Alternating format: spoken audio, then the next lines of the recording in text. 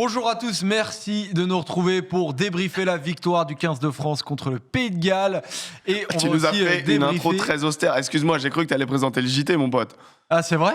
Bonsoir à tous, bienvenue pour ça. On va tout de suite sur la mobilisation contre la réforme des retraites pour Aymeric. Oh non, j'en peux plus. L'analyse d'Aymeric, du coup. Ça va, mon Aymeric ? L'analyse va être bonne. Salut mon Jojo, comment il va ? Le tournoi est terminé, mais quel plaisir on a pris. Moi, c'est surtout ça. Voilà, je suis assez content. Je suis désolé, je t'ai un petit peu taclé dans ton intro. Écoute, elle était presque finie, quoi. Donc c'est pas très grave. Mais en vrai, quel plaisir de te voir comme ça, un petit peu débordant, parce que voilà, c'est ton travail, hein, le journalisme. Donc au final, c'est normal, hein, c'est un petit dérivé comme ça. Exactement. Bon, Rive n'est pas là aujourd'hui. Non, il est retourné en Bretagne. A besoin d'un petit peu de retourner en famille. Et on lui fait un gros bisou.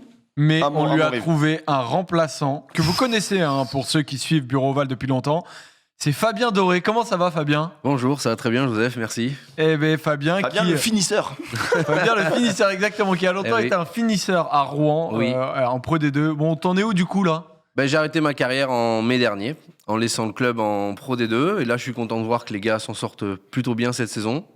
Donc j'ai arrêté ma carrière tout court pour me lancer dans un projet personnel. J'avais monté ma petite marque de maillot de rugby. Qui commence quand même à prendre de la place. Hein. Exactement, on aura l'occasion certainement d'en parler par la suite. Ah ouais, exactement. R15, hein, pour en parler, qui est une marque assez cool, avec des sables qui sont pas mal. Vous pouvez aller voir d'ailleurs si vous connaissez pas. Carrément. Carrément. Et carrément. Ouais, R15.com. R15.com. Exactement. Aujourd'hui, les gars, on va regarder cette émission-là. Alors, cette première partie d'émission, on va d'abord se faire le débrief du match contre le Pays de Galles en live sur Twitch, bien évidemment. Vous êtes tous présents ou en replay sur YouTube si vous nous regardez. Donc, cette partie-là d'émission, c'est d'abord le débrief France-Pays de Galles. Et après, pour ceux qui nous regardent sur YouTube, il y aura une deuxième émission dans laquelle on fera le bilan un peu plus global et on se posera la question, est-ce que les Bleus sont prêts vraiment pour la Coupe du Monde ? Donc voilà, deux parties d'émission, mais le live va durer jusqu'à la fin, bien évidemment. Les résultats, déjà, les gars, on va regarder cette dernière journée du Six Nations pour voir donc qu'il y a eu victoire. Il n'y a pas eu de surprise. Hein, victoire de l'Écosse contre l'Italie, 26-14. Victoire des Bleus, 41-28 contre les Gallois. Et victoire des Irlandais, 29-16 contre les Anglais. Aymeric, pas de surprise sur cette dernière journée. Non, les favoris ont gagné, mais comme souvent dans le rugby, l'équipe la plus forte l'emporte. Et aujourd'hui, sur cette journée-là, il y avait quand même un vrai déficit, même si on a vécu quand même des matchs assez parce que intéressants. sur les fins de match, c'était pas si certain en fait. Hein. L'Italie, il y a une dernière mêlée. Moi, je m'attendais pas à un triplé de Kinghorn. Même lui, je pense qu'il s'y attendait pas. Ni à un essai de Tomato Malade. Non, mais c'est fou. Ce match-là, il est fou. Et les Anglais nous ont fait croire que peut-être.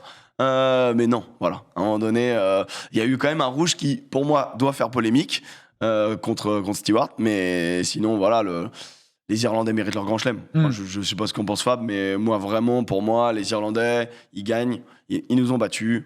Ils gagnent ce grand chelem mérité. Bravo. On va voir le classement, du coup, effectivement, de ce classement final avec le grand chelem pour les Irlandais. C'est le 4e de leur histoire, quand même. Ouais, ça, c'est une petite surprise, une petite stat surprise quand tu vois la puissance irlandaise de se dire que c'est seulement, alors pas leur 4e victoire, mais leur 4e grand chelem. Historiquement, c'est une nation qui est moins importante que les Gallois, par exemple, qui ont vraiment eu une période très faste, mais ils le méritent, leur grand chelem. C'est logique, Fabien, pour toi ? Ah oui, complètement. Et puis ça fait peut-être une dizaine d'années qu'ils sont vraiment dans le haut du gratin européen et mondial. Là, ces dernières années, depuis la fin de la dernière Coupe du Monde, ils ont encore progressé. Ils sont de plus en plus forts, de plus en plus oppressants. Ils impriment un rythme incroyable, ils agressent l'adversaire en permanence. Leur première place sur le tournoi du Six Nations est méritée et elles confirment leur premier rang mondial, tout simplement. Il y a Lister dans le chat, j'aime beaucoup son commentaire. Le Bureau Oval, c'est comme ça cartoon quand j'étais enfant, c'est trop cool, mais ça veut dire que le week-end se termine. Alors, il faut expliquer, parce que Guigui dans le chat dit 27 points, c'est impossible. En fait, sache que quand tu fais le grand chelem, tu as 3 points de bonus. Pourquoi ? Parce que, imagine, si tu gagnes tes 5 matchs sans points de bonus, tu mets 20 points. Et une équipe qui gagne 4 matchs avec bonus, met également 20 points. Et donc, du coup, ils ont trouvé un système pour donner un avantage à l'équipe qui réalise un grand chelem. Et qui est logique. Et qui donc est obligée de remporter, du coup, le tournoi. Voilà pourquoi il y a 27 points. Cordialement. Première partie d'émission, on se lance du coup dans le débrief du match contre le Pays de Galles. C'est parti.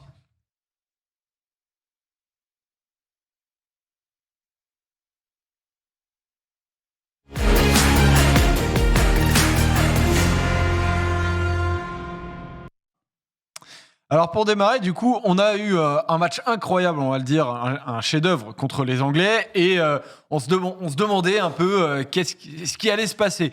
On a eu la preview sur Winamax notamment, dans lequel il y avait, t'étais avec moi, Aymeric, il y avait Tamerlan qui était présent. Mais on va t'écouter un peu parler de ce match-là. Est-ce que tu attendais de ce match-là? On t'écoute. Moi, je crois que les mecs vont faire le boulot jusqu'au bout et correctement.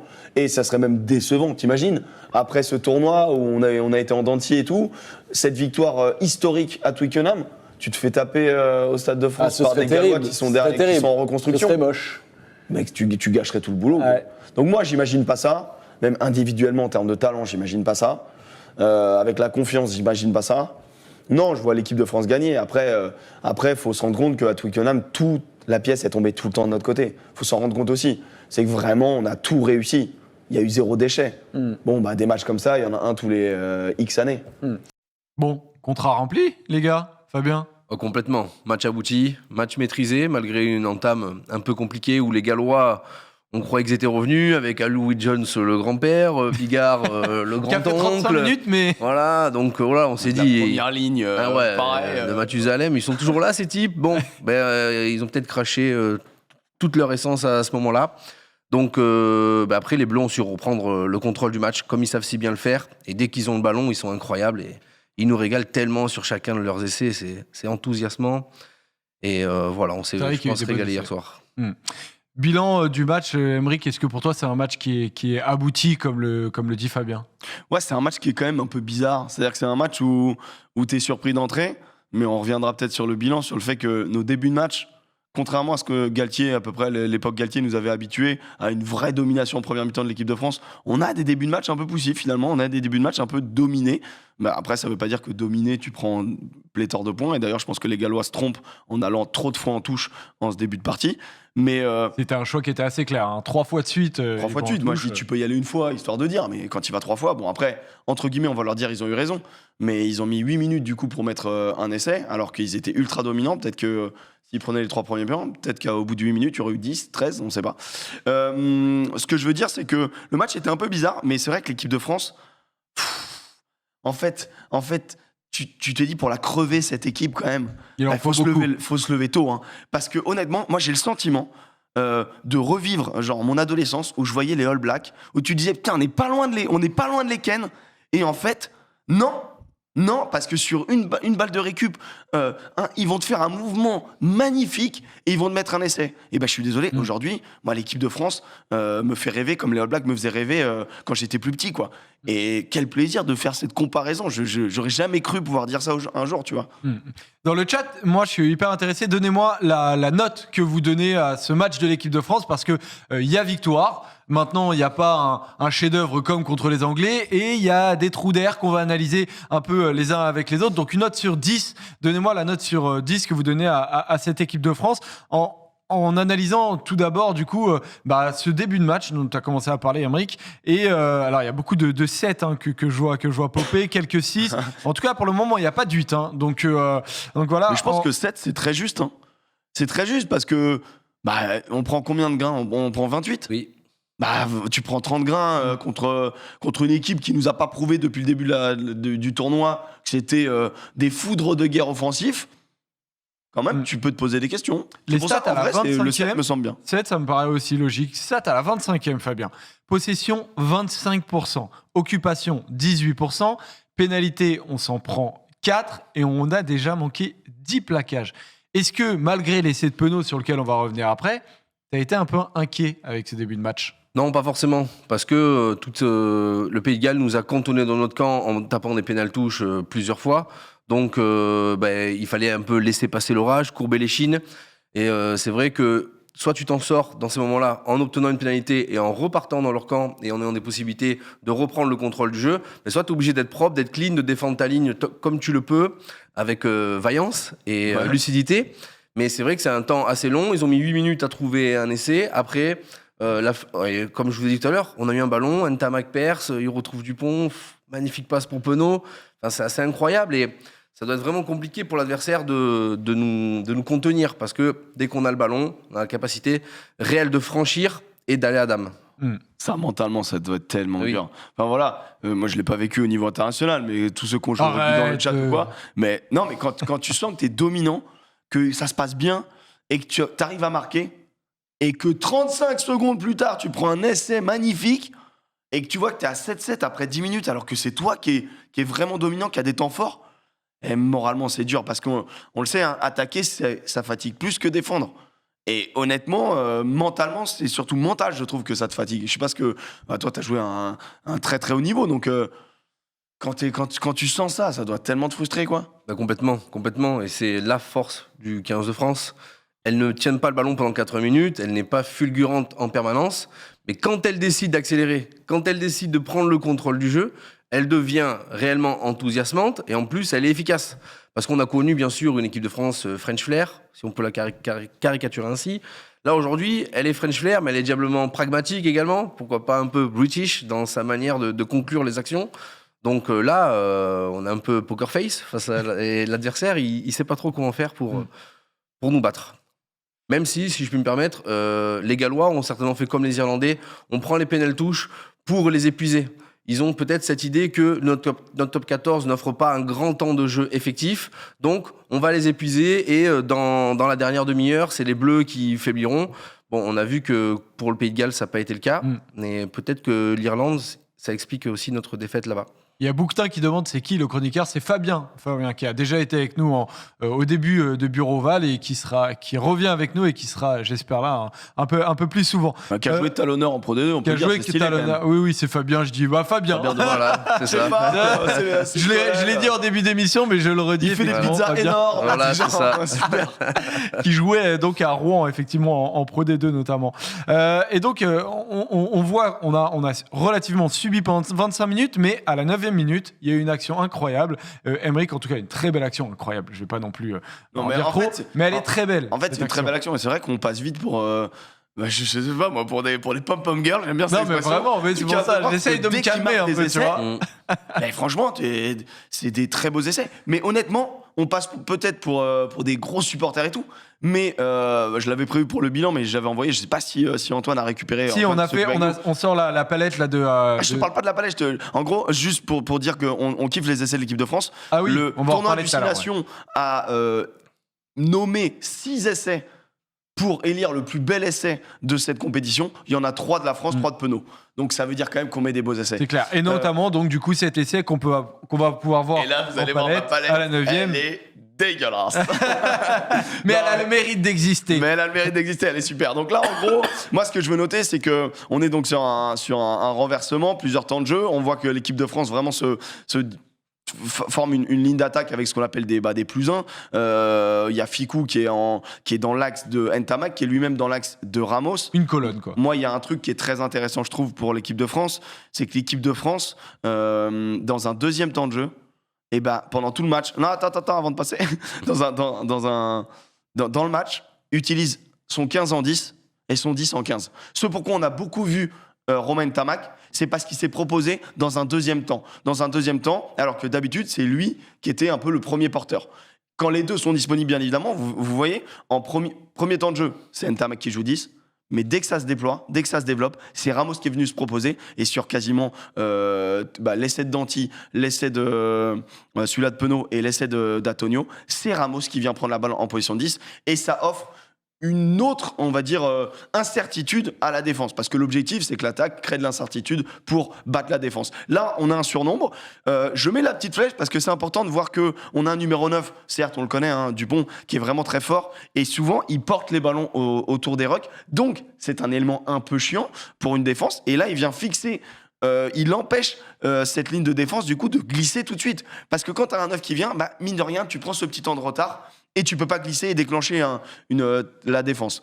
Et ensuite, ce qui se passe, c'est que pour moi, il y a une défense suicide. Je crois que c'est Tompkins qui monte, ouais. Qui monte comme un animal pour aller saigner Olivon. Sauf qu'à un moment donné, il voit que sur la prise de balle, il est en retard. Donc, il se met une petite pause. Ça crée une énorme porte entre les deux.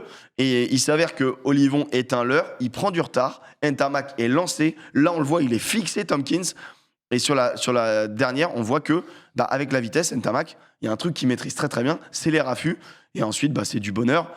Il prend le trou. On voit que North a déjà les épaules pour défendre sur Danty. On m'a même questionné pour me dire, est-ce que North doit pas se rapprocher de Tompkins ? Moi, je pense que Tompkins crée du suicide, et donc du coup North il voit en face de lui Danty, on connaît la capacité de Danty d'éclater des mecs, non, moi je pense qu'il doit rester sur Danty et il doit faire confiance sur le mec intérieur, sauf que le mec intérieur il crée la brèche et c'est Tompkins, et après ça amène l'essai, après parce que c'est très bien joué, fin de croisée, voilà, la fin du facteur elle est délicieuse. Après les systèmes, le timing est parfait, Fabien, là c'est magnifique. Non, c'est vraiment incroyable, et ça met aussi tout le savoir-faire français, c'est-à-dire on perce, on vient main, on vient dans le même intervalle. Donc Dupont, bien sûr, nous a fait sa spéciale à ressortir à l'intérieur, mais il a su aussi être intelligent, à se mettre à un moment donné dans l'axe de Romain Ntamak pour justement récupérer toute passe de son coéquipier. C'est-à-dire que si tu te mets à ma droite, je n'ai qu'une solution, tandis que dans l'axe, je peux faire une passe un peu plus flottante. Là, pour le coup, bien sûr, la passe est parfaite et il sait exactement où se retrouve Dupont. Mais le fait d'être dans l'axe permet à l'attaquant, au porteur du ballon, d'avoir en réalité plus de latitude dans son choix. Donc voilà, le fait que Dupont se mette à hauteur dans l'axe, lui permet de le retrouver. Il me semble que Danty, c'est pas le plus rapide de tous, donc il fait son maximum pour se retrouver à hauteur sur la gauche. Et puis après, bien sûr, le choix définitif d'Antoine Dupont et la réalisation. Ouais, parce que c'est une passe de 25. Voilà, c'est ça. Pas une passe si facile. En main gauche aussi, on peut le préciser. Pour beaucoup d'entre nous, ça a été compliqué. Ça a l'air normal. Mais voilà, et Penaud nous fait les plus beaux plongeons à la Ashton, donc on se régale à chaque fois. Moi, ce que j'aime quand je vois Penaud marquer, c'est qu'il est heureux. Il a un smile, mon gars. Clairement. Il est trop content de marquer. Et d'ailleurs, ces stats, il faudra en parler parce qu'il commence à être très sérieux, le bonhomme. Oui. Oui, il commence vraiment à monter. Et là, il a battu une stat. Je vais essayer de la. Celle de Cambrai, il me semble. Il a dépassé Dominici là. Il rejoint Bernat Sall. Voilà, c'est ça. Voilà, c'est ça. Exactement. Ce jeu-là, c'est très important, je pense, de s'arrêter autour des utilisations justement de Ntamak, de Ramos. On a commencé à en parler. On va voir un tableau, les gars, qui montre le jeu autour, notamment de Dupont. Le secteur offensif des Bleus, on va en faire le bilan tout à l'heure. Ou alors dans la prochaine vidéo que vous allez, si vous regardez sur YouTube. Mais cette utilisation de Dupont, à qui est-ce qu'il a donné le ballon ? Hier, contre le Pays de Galles, il a donné 18 fois à Ntamak, 5 fois à Danty, 3 fois à Fico, donc 8 fois à la paire de centre, 8 fois à Ramos, 11 fois à tous les avants réunis, même ceux qui sont rentrés en jeu, c'est-à-dire par exemple même Wardy est compris dans ses avants, et Wardy lui a filé 3 fois le ballon. Et il a attaqué la ligne 4 fois. Et on va voir maintenant ses choix qui sont faits au pied. Il a assez peu joué au pied. On sait qu'il est capable de plus jouer au pied. Il fait 4 dégagements. Il va 4 fois directement en touche. Et il met une seule chandelle dans ce match-là. Qu'est-ce que tu analyses quoi dans ces chiffres-là du jeu autour et de l'utilisation de Dupont dans ce jeu-là ? Alors moi, la stat qui me parle de fou, c'est que quand tu vois qu'il a fait 18 passes à Ntamak, nous on se rappelle des matchs en novembre où Ntamak il a 2 ballons. Et donc, clairement, il y a une vraie évolution dans les circuits de passe. Après, c'est propre à ce match parce que sur les autres matchs, il y a pas 18, quoi. Il y a plus de passes. Sauf que il y en a aussi maintenant plus. Pourquoi ? Parce que on va associer les deux statistiques que tu nous donnes, qui sont très intéressantes. C'est qu'il tape moins. Il tape moins, pourquoi ? Parce qu'on a des sorties de balles où on utilise le pied long, le jeu au pied long d'Ntamak. Et le jeu au pied long d'Ntamak, je pense que ça un petit peu libère Antoine Dupont. Et puis, ça nous permet d'avoir 3 potentiel mec pour se dégager avec en plus Ramos, et donc du coup il n'a pas besoin de trop taper, et quand il tape là c'est un choix, je pense, en fonction du 3e rideau. Je pense que quand tu as Rizamit en face, peut-être que tu as des inquiétudes sur les relances, donc tu vas beaucoup plus chercher les touches, ou peut-être parce que tu te sens fort en touche, donc c'est pour ça que tu fais ces choix. Et contre d'autres équipes, si tu veux maintenir un rythme, peut-être que tu décides de les laisser dans les 5 mètres, chose que les Gallois, eux, ont fait. Ils ont préféré nous laisser dans les 5 mètres, et d'ailleurs, ils ont eu raison, puisqu'ils nous ont un peu malmenés dans ce secteur de jeu. Fabien, t'as pas fait les dernières émissions avec nous, mais Ntamak a été pas mal critiqué. Voilà. Lui ne comprenait pas, notamment sur la dernière tournée. Est-ce que toi, tu étais critique à son égard, ou est-ce que tu disais, voilà, c'est le jeu des Bleus qui veut ça ? Oui, moi je pense plus, je penche plus pour la deuxième option. C'est le jeu des Bleus qui veut ça. On a 2 réorienteurs. C'est-à-dire qu'à un moment, on a même essayé d'associer Ntamak et Jalibert, ou Jalibert et Ntamak. Rappelez-vous, pendant la tournée de novembre, il y a 18 mois, il me semble. Donc en fait, le système de jeu du 15 de France privilégie deux réorienteurs, bien sûr le numéro 10, et aujourd'hui on a nommé Ramos à ce poste d'arrière pour qu'il puisse également prendre ce poste de réorienteur. C'est lui qui attaque la ligne, et comme on l'a vu sur la petite palette d'Emeric, on retrouve Ntamak dans le dos qui devient à la fois acteur, soit simple passeur, soit décisionnaire en attaquant la ligne. Donc pour moi, Ntamak, ce que j'adore chez lui, c'est qu'il joue toujours juste. Donc c'est vrai que des fois, sa contribution sur le jeu est un peu moins importante, c'est parce qu'il est juste moins touché. Mais quand il a la possibilité d'influer sur le jeu, que ce soit en réorienteur classique ou en deuxième, en 5/8e, là-dessus, il est toujours très fort et il joue toujours juste. Est-ce que tu crois que c'est possible que pour le remettre en confiance, le staff du 15 de France ait créé ces combinaisons en le positionnant en tant qu'arrière? Je suis désolé, c'est vraiment le poste là où se situait Jaminet quand il était sur le terrain lors du Grand Chelem. Et donc du coup, est-ce que toi tu penses que c'est une volonté du staff en se disant hey, il faut qu'on remette tous nos joueurs en confiance, ou est-ce que moi je pense que c'est plus une adaptation peut-être au profil. Peut-être que Romain Ntamak est plus à même d'attaquer la ligne que Thomas Ramos dans cette position-là. Ouais. On sait que les numéros 15, ils sont plutôt normalement dans le canal assez large, jouer à des 2-2, comme il a très bien fait sur le dernier essai qu'il offre à... Voilà, exactement. Donc là, Ntamak, comme je l'ai dit, pour moi, il est capable d'orienter le jeu, mais bien sûr aussi d'attaquer la ligne avec Maestria. Et donc le mettre peut-être en deuxième numéro 10 dans le dos de Ramos lui permet de plus mettre en avant cette qualité-là. Et puis tu nous mets un deuxième joueur très fort en QI rugby pour analyser la situation de 2v1, 2v1+1 très très vite, quoi, parce que ces mecs-là, faut même se rendre compte du niveau qu'ils ont en termes d'analyse rugby instantanée, c'est très impressionnant. C'est incroyable. Ils font rarement les mauvais choix, on va dire. Rarement. On va marquer 4 essais, du coup, donc 7 essais de Penaud. Danti marque à la 33e, Antonio marque à la 43e, Ficou à la 48e. On a, Fabien, un énorme temps fort où on a la sensation, effectivement, que le match est contrôlé par les Bleus. Oui, complètement. Et on se dit, mais combien ils vont en mettre ? Voilà. C'est ça. Combien ils vont en mettre ? Il y a un moment, on se met à rêver. Exactement. Et c'est peut-être le petit palier qui manque à l'équipe de France, c'est d'être exceptionnel pendant 80 minutes, comme ils ont su le faire à Twickenham le week-end d'avant. Là, pour le coup, moi, j'avais un peu rigolé avec les collègues. Là, va arrêter Danti à 5 mètres de la ligne. Et puis après, va arrêter Antonio. La même chose. Non, là, c'est 2 essais faits quand premier ils ont le ballon. essai en Exactement, bleu, hein, en 50. Donc ça, c'est plutôt cool. Mais quand l'équipe de France accélère, vous avez vu, on a 10 minutes où on se demande. Boum, en 30 minutes, ils repassent à plus 20 ou plus 25, je sais plus trop. Ouais. Et à la fin, je sais pas si c'est l'apport du banc ou une petite déconnexion. Ouais, mais justement, parce qu'on va pas marquer entre la 49e et la 76e. On va prendre 2 essais, donc Roberts à la 55e et à la 65e. Et certains disent qu'on est un peu habitué à ces trous d'air. Est-ce que tu trouves qu'on est habitué, Emeric, aux trous d'air ? Moi, là, j'ai senti un autre truc. Oui, on est habitué au trou d'air, ça arrive. Mais en même temps, n'importe quel match de rugby, à part, je te jure, moi, le sentiment d'over-domination sur tout un match, à part la dernière demi-finale de Coupe du Monde des Anglais, je le sens pas trop. Et t'es obligé de passer par des temps faibles. Donc maintenant, c'est là où il faut travailler, être solide sur tes temps faibles, solide sur ta défense, accepter de souffrir, comme tu l'as dit, courber les chines à un moment donné et attendre... un petit momentum qui s'inverse sur une pénalité, sur un grattage, sur quelque chose. Voilà, savoir être patient.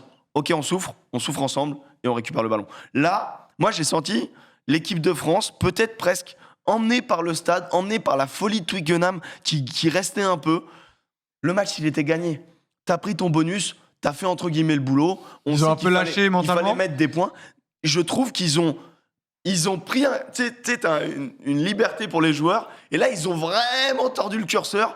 Moi, je repense à des relances du parking où je me dis, les celle gars... de Ramos qui amène à l'essai, notamment. Et il y en a une, il porte le ballon, il va réattaquer, il peut après, il est dans une situation de danger. Son but. Mais c'est vrai qu'il y a des moments, tu te dis... foutez-moi un coup de pied dans la gonfle, quoi, à un moment donné. Tu te dis, mais comme cette équipe de France est magique et est capable de mettre des essais de départ de leur but, moi, je me suis dit que les joueurs ont eu le même sentiment que nous devant la télé en mode, on va dérouler. Ouais. Et peut-être que ce manque de confiance, sans aller sur un manque de respect, mais il faut toujours respecter ton adversaire parce que même si t'es plus fort qu'eux un jour ou l'autre, voilà, le rugby te punit. Et je crois que c'est ce qui s'est passé. C'est qu'à un moment donné, on a eu un excès de confiance. Et le Pays de Galles, vaillants comme ils sont, ils nous ont un peu punis parce qu'eux, ils ont joué assez propre avec des chandelles qui nous ont mis un petit peu à mal. Et ce qui fait qu'on a perdu beaucoup de terrain. On va regarder justement le coaching de Fabien Galtier. On prend un essai à la 55e, un essai à la 65e. Et c'est pas une zone dans laquelle il y a beaucoup de changements de la part de Fabien Galtier. Est-ce que pour vous, Moefana, Lucu et Makalou rentrent trop tard? Et est-ce que c'est normal de ne pas avoir fait rentrer Jaminet, Fabien? Alors pour moi, dans l'ordre, ils rentrent pas trop tard. C'est un peu l'habitude de Galtier. Faire confiance aux 15 de départ tant que possible. On sait que la première ligne tourne autour de la 50e. On sait que normalement, Tao Fifenua rentre autour de la 55, 60e. C'est plutôt vraiment des grandes habitudes qu'il y a chez lui depuis qu'il a pris ses fonctions. On sait aussi également que... Mais tu la comprends, cette habitude? En tout cas, moi, je l'ai vécu en tant que joueur.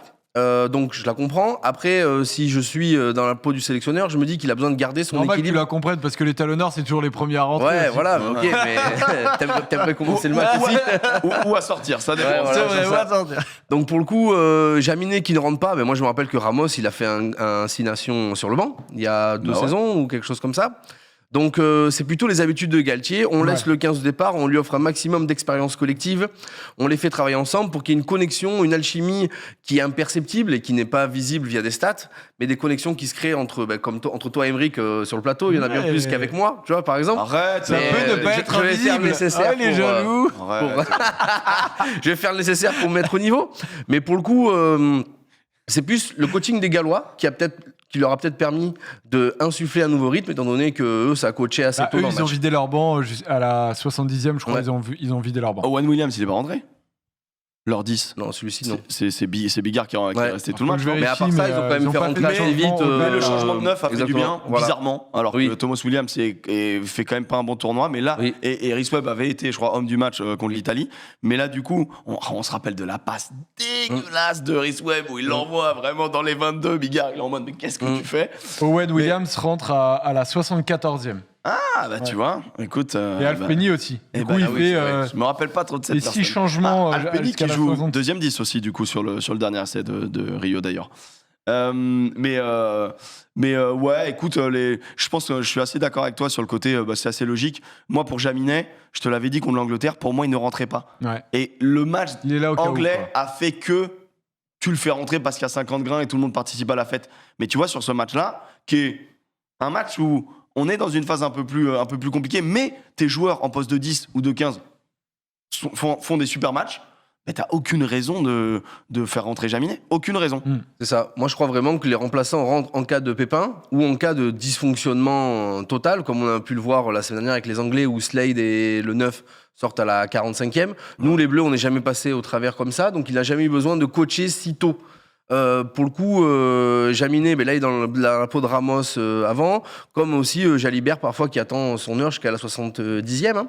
C'est juste parce que pendant ce temps-là, les 2 joueurs qui sont sur la pelouse, le 10 et le 15, Prennent de l'expérience. voilà, prennent leur expérience et font le taf.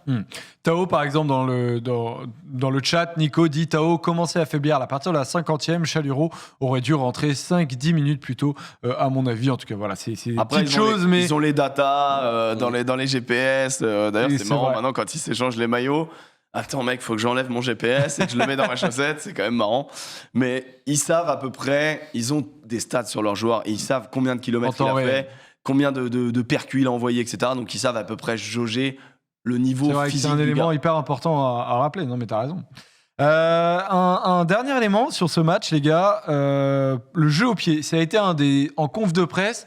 La question a été posée à Gatland comme à Galtier autour du jeu au pied. Gatland d'abord est passé et la question lui a été posée qu'est-ce que vous attendiez par rapport au jeu au pied? Il lui a dit en fait on n'a pas réussi à s'adapter. On pensait que les Bleus allaient plus jouer au pied. En fait, ils n'ont pas tant que ça joué au pied et on n'a pas su s'adapter. Vous voyez, 26 coups de pied pour les Bleus. En comparaison, en Angleterre, je crois que c'est 35, un truc comme ça, ou 36. Alors, j'ai noté, contre les Anglais, on joue 42 fois au pied. Tu vois, Mais après, contre les Irlandais, on joue 37 fois au pied. Et par contre les Écossais comme contre les Italiens, on joue 26 et 25 fois.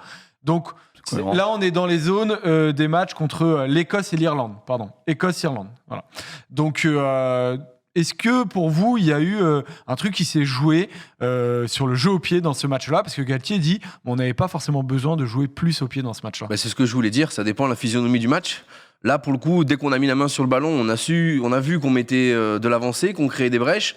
Donc, on n'a pas forcément eu besoin de mettre de la pression par le jeu au pied en l'air ou via des rasants qui mettaient Riz Zamit dans l'inconfort.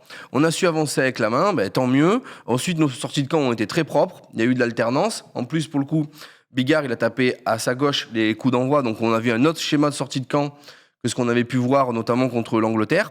Bon, c'est un peu la même chose, mais dans l'autre sens. Même dans l'autre exactement. sens, ouais. Voilà, avec Ramos qui prend la place de Ntamak. Donc c'est vrai que le staff a bien entendu pensé à tout pour ce sujet-là. Mais voilà, la seule véritable donnée qui a changé, c'est que ce n'est pas Dupont qui prenait les jeux au pied de sortie de camp, mais plus Ntamak pour une fois.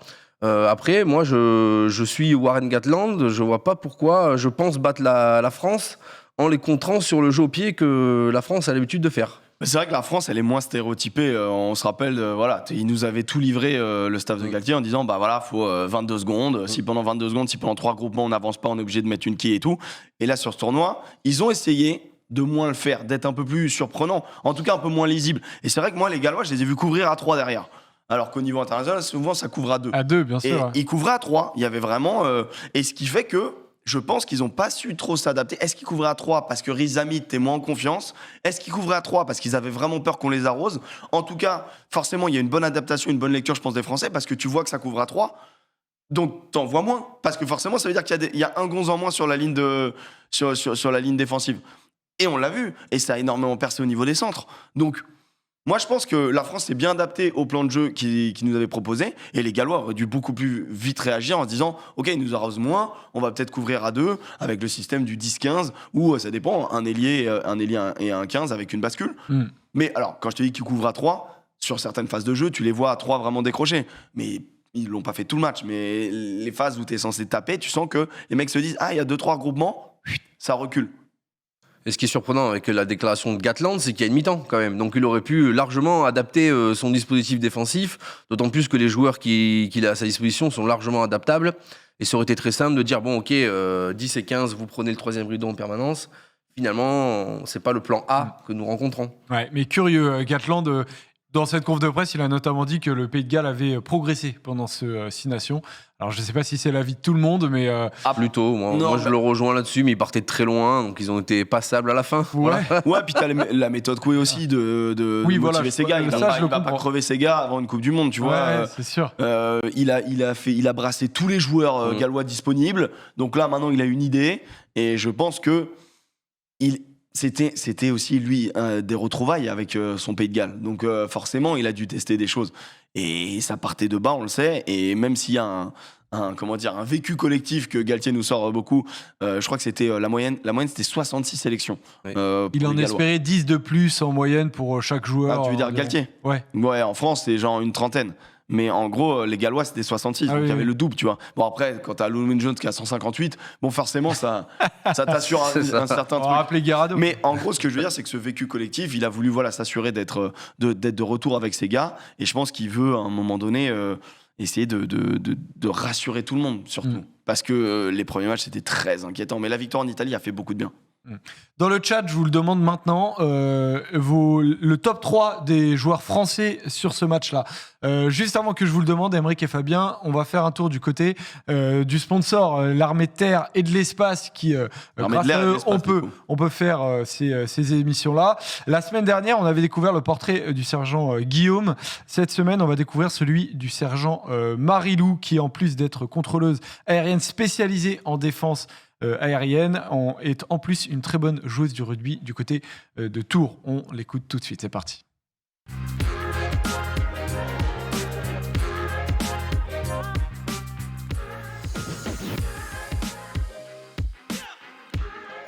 Donc moi je m'appelle Amy, je suis sergent dans l'armée de l'air depuis 2019. J'ai 24 ans et je suis RH sur la base de Tours. Et à côté de ça, je joue aussi au rugby dans l'armée de l'air et de l'espace. Alors j'ai commencé le sport en faisant du patinage artistique et après j'ai arrêté le sport parce que j'aimais plus ça. Et au final je me suis mis au rugby à 11 ans je dirais, avec mon oncle en club. Et puis à mes 16 ans j'ai évolué en équipe féminine. Je travaillais en usine et je cherchais à donner plus de sens à ma vie professionnelle, donc je me suis dit pourquoi pas le faire au sein de l'armée de l'air. La détection, ça se passe surtout au niveau de nos moniteurs de sport à nous qui nous vendent, entre guillemets, au niveau des sélectionneurs armés. Et puis à côté de ça, on va faire un stage, par exemple dans 2 semaines, j'ai un stage sur une autre base aérienne. Et là, on fait une rencontre avec plusieurs filles de l'armée qui font du rugby, donc là, on va être une vingtaine. Et selon celles qui vont être détectées, les meilleures seront prises pour faire une équipe. Tout d'abord, le respect, je dirais, parce qu'on en a beaucoup besoin au niveau des grades et de la hiérarchie. Et aussi la cohésion, parce que l'armée, c'est quand même une grande famille, donc c'est assez important. Des similitudes, je dirais surtout que le côté sportif, c'est hyper important au niveau de l'armée, parce que être militaire, c'est aussi être sportif.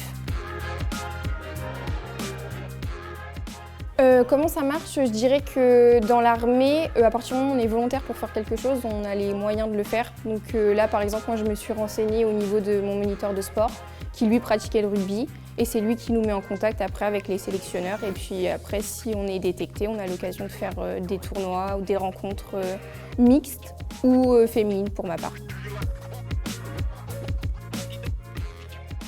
Pour le moment, c'est une équipe en développement, donc on n'a pas de niveau précis, mais c'est pour projet d'avoir un niveau national et de pouvoir évoluer à l'étranger. Alors le week-end, non, il n'y a pas de compétition au niveau armée de l'air parce qu'en fait tout se passe sur le temps de travail. Donc là par exemple, on va avoir un tournoi semaine prochaine, un jeudi.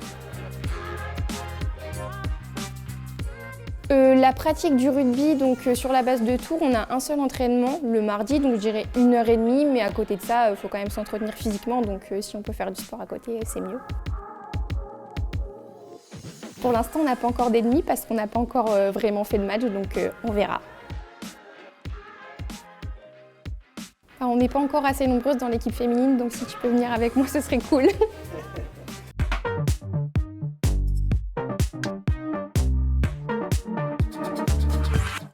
Voilà, et si vous voulez vous aussi découvrir les métiers de l'armée, de l'air et de l'espace, vous allez sur le compte Twitter Devenir Aviateur, les amis. Pendant cette vidéo, du coup, il y a eu pas mal de messages sur le chat Twitch, top 3 sur le chat Twitch. Et il y a eu quand même, les gars, beaucoup de Ntamak. Est-ce que vous validez un peu ça? les suffrages, quoi, Ouais. Romain Ntamak. Oui, totalement. Il a survolé le match par sa classe. Et ça compense peut-être aussi toutes les critiques un peu féroces qu'il a subies. Mais là, on a retrouvé le Ntamak exceptionnel qu'on connaît tous. Donc, on est d'autant plus content de s'enjailler autour de ça. De le voir. Tu mets qui d'autre à part Ntamak? Mais moi, j'aime bien Cross parce que c'est vrai qu'on a adoré Gelon. Et il a bien repris la place de son collègue en club. Donc, j'aimerais le mettre en avant. Et puis après, Penaud, on est obligé de féliciter sa capacité de conclusion et oui, même s'il casse... Pardon. Et sa capacité également de casser les défenses. Emric. Ouais, moi je réfléchissais, tu vois, il y avait dans le chat, ils ont dit des Danti, ils ont dit des Antonio, ça s'entend, moi je te rejoins sur Cross. J'ai presque envie de remettre Flamand parce que là, il nous fait un autre match, c'est-à-dire qu'il nous fait un match de seconde barre. Il nous fait pas le match du mec qu'on voit qui va mettre des essais et qui... Mais par contre... C'est vrai qu'il a été un tout petit peu moins utilisé offensivement, non, mais en fait, défensivement... il a pas porté le ballon. Mais par contre, je crois qu'il est dans tous les regroupements, le gars. Il est vraiment au soutien, mais tout le temps. Et ça fait du bien de voir que, même si j'avais aucun doute, mais tu sais, c'est pas un joueur qui va s'enflammer, qui va se prendre la tête, qui va se mettre à dire oh bah moi je vais me mettre dans la ligne des 3/4. Tu sens que c'est un besogneux et que la première vocation du 5 de devant, c'est de nettoyer les ballons. Et il le fait très très bien, même si on s'est un peu fait chahuter en touche quand même. Alors après, c'est pas que de son fait, hein, mais on s'est un petit peu fait. Je sais pas ce que toi t'as trouvé, mais moi j'ai trouvé que là les Gallois nous avaient bien contré en touche, notamment sur le bloc premier sauteur. Je nous ai trouvé un peu, sans doute bien lu, quoi. Ouais, complètement. Il y a peut-être eu aussi une bonne analyse vidéo de l'adversaire, enfin du Pays de Galles, contre l'alignement français. Après, on a quand même eu un niveau, je pense, satisfaisant sur le domaine. Par contre, moi, c'est la touche défensive où je trouve qu'on pourrait vraiment s'améliorer. On a du mal à contrer les ballons et à gêner l'adversaire, que ce soit en l'air ou au sol, pour le coup, même dans la défense de Moll. On est encore perfectible à mon sens, donc certainement un axe d'évolution pour le 15 de France.